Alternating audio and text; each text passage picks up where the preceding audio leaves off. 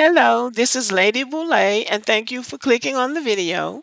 Thank you for your support. Thank you for all you do to support the channel. And yes, we are commanded to love one another, whether we want to or not, or whether we agree with each other or not. When I came on YouTube in 2017, that's when the manosphere was having their heyday and the red pill and all these black men that don't like black women. And their big conversation was black women are responsible for all of the problems in the black community. Black women are not good partners. Black women are bitter. Black women are not feminine. Black women are masculine. White women are better. Asian women are better. Hispanic women are better. Everybody's better than black women. Now, that's the message that I was getting. Now, of course, I know that all black men don't think like that. I'm married to a black man. I'm around black men all the time, and I don't even get that vibe from them. But on this platform, that's what I was hearing all the time. And then when black women would dare to come in and say, but black men aren't perfect, and black men did this, and black men don't want to pay child support, and black men don't want to get married, and black men don't want to be responsible, they would say, well, you need to choose a better man. You need to choose a better man. Well, Megan the Stallion has been like the poster child for what they consider a horrible black woman. She's had some awful relationships, notwithstanding the fact that Megan the Stallion is a tragic figure. She has lost both of her parents before she's 25 years old, or barely 25 years old. Her grandmother is gone. She has no siblings, and I'm sure she has family somewhere. But Megan the Stallion has been in their mouths and on their tongues ever since she hit the stage. But somehow she has managed to sustain herself. But what they were saying about her was that she was picking these bad men and she was bad for men and she's a horrible person. Well, now Megan the Stallion has pulled up off of what looks like a good guy. Let's see what's being said now. Who in the hell told Klay Thompson to get with Megan the Stallion? My name is Phil Trevor, and if you like people talking about the culture, smash that follow button. Klay Thompson, I get it. You're in Dallas. You're bored. It's not the Bay Area. It's not San Francisco. It's not Oakland. You are in Dallas. I understand. Being at the university is not cool, but at the same time, brother, there's no excuses. Why on earth would you talk to, get with, link up with Megan the Stallion? That's not something that's in your brand. This is so off brand for you. We in the Bay Area expect better from you. You are the true definition of the captain of the boat. You should not be with the person that wants to ride the boat. Let this go expeditiously. How in the world? How'd y'all even meet? You read books. You go to Barnes and Nobles. You go to Good Earth and get smoothies. How on the earth are y'all even in the same section? Who's her PR person that set this up? You are not going to ruin Klay Thompson. And to all the baddies out there that are going to hate me for saying this, Google Klay Thompson. This is a genius right here. This is a brilliant man. He's only made 2 mistakes in his entire life. Going to Dallas to play basketball and not staying with the Warriors and now linking up with this. Megan Thee Stallion is an incredible woman. She deserves a man of her ilk, her pristine. She deserves a rapper, not Klay. He will get his jersey retired in San Francisco. This should not be happening. Absolutely not. And I hate this. So to sum up what he's saying, Klay Thompson is too good for Megan the Stallion. So how is she going to choose better if when she chooses better, the same men who said she needed to choose better say she's not good enough for that guy? You can't please these people. But listen to this black woman sum it up. Hi, beautiful black women. My name is Abby. In this video, we're talking about Megan Thee Stallion's new relationship with Klay Thompson, the outrage it sparked from black men, and how this moment exposes the double bind black women are always placed in when it comes to picking better.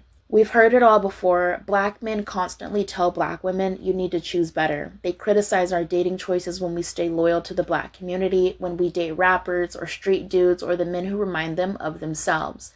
But here's the catch. When you as a black woman actually do pick better, when you choose stable, successful, and respectful men who aren't attached to the usual dysfunction of the black community, that's also a problem.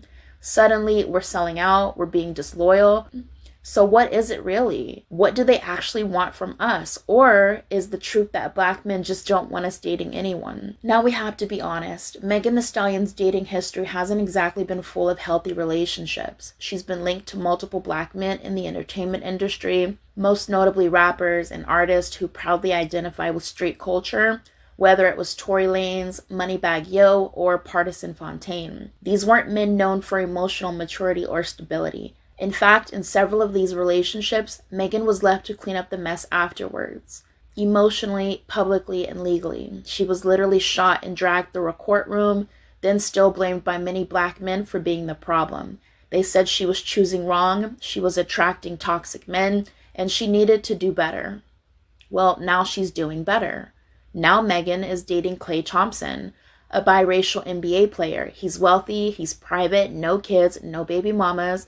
He's not on social media stirring up drama. He's not rapping about shooting people or sipping lean or disrespecting women.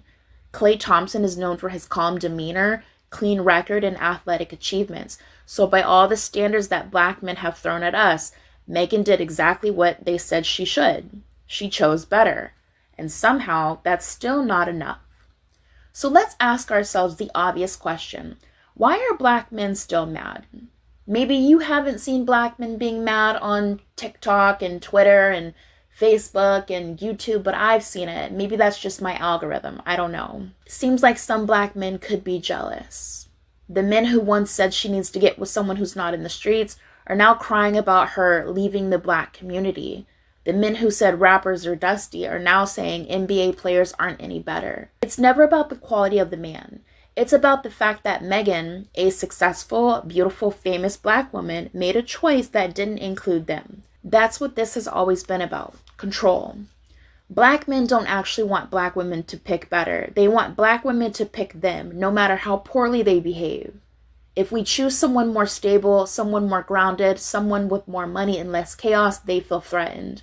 Not because they care about Megan, not because they're invested in her well-being, but because her choice reflects their own inadequacies back to them. She went and got the kind of man they told her to get, but not from their pool, and that makes them feel small. The truth is, pick better is just another manipulative phrase used to shame black women while giving black men cover to never grow. It shifts responsibility away from the men who harm and fail us and blame us for the aftermath. It implies that if we get hurt, it's our fault. If we end up abused or betrayed or disrespected, it's because we didn't choose well.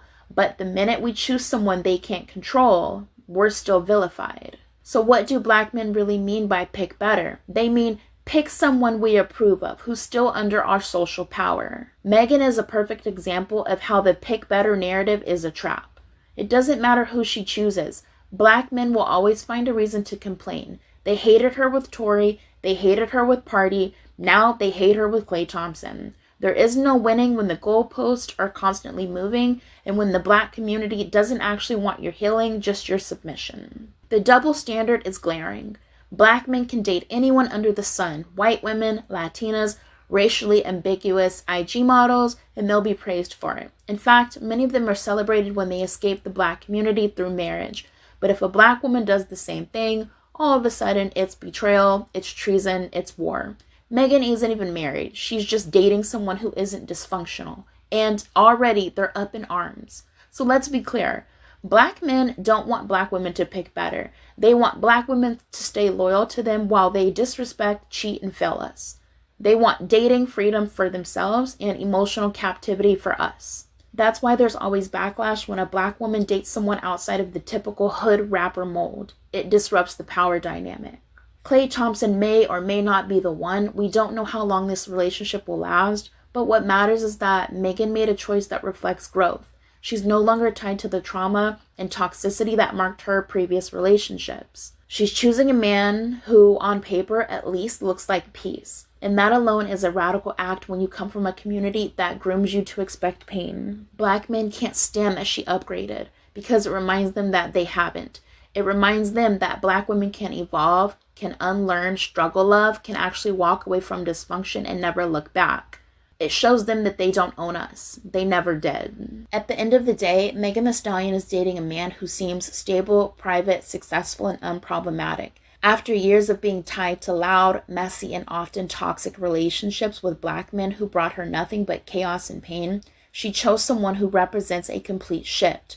Klay Thompson isn't involved in rap beefs, he doesn't have a trail of baby mamas, and right now, he's not publicly embarrassing her. That should be celebrated as growth, but instead it's triggering backlash.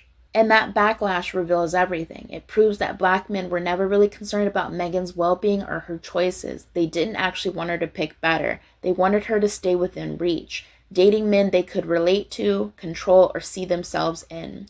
Now that she's chosen someone who doesn't reflect them, they're angry. Because the truth is, they don't want black women to be with better men. They just want black women to stay with them no matter how harmful they are. So now we see the reality. Black men are mad because Megan is no longer choosing dysfunction. She's no longer choosing men who look like them, act like them, or think like them. And that feels like rejection. But really, it's just freedom.